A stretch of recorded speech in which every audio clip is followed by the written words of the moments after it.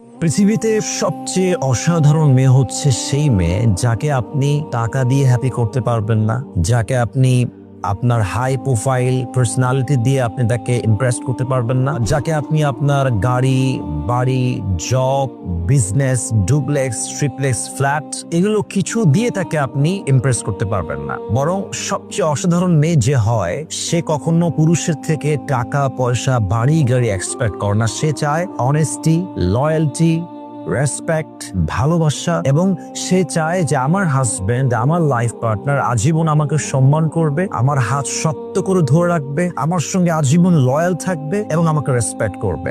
এবং ঠিক এই ক্যারেক্টারটাই ছিল আম্মা জান আয়েশা রাদিয়াল্লাহু তাআলা আনহা, ফাতেমা রাদিয়াল্লাহু তাআলা আনহার চরিত্র। Exactly it was like that. Fatema রাদিয়াল্লাহু তাআলা আনহার এক্সপেকটেশন আলীর থেকে এটা ছিল না যে আপনি আমাকে মদিনায় সবচেয়ে ভালো দামি গাড়িতে রাখবেন, ভালো বাড়িতে রাখবেন, অমুক জিনিস আনবেন, তমুক আনবেন, এইটা আনবেন, ওইটা আনবেন।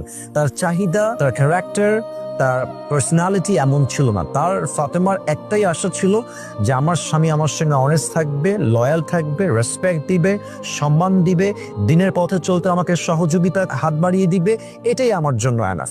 অতএব আজকালকার যুগের মেয়েরা কিন্তু বেশিরভাগ টাকা এক্সপেক্ট করে, গাড়ি বাড়ি এক্সপেক্ট করে। তারা ভাবে হাজবেন্ডের কাছে টাকা থাকবে, বাড়ি থাকবে, গাড়ি থাকবে, and this is the happiness.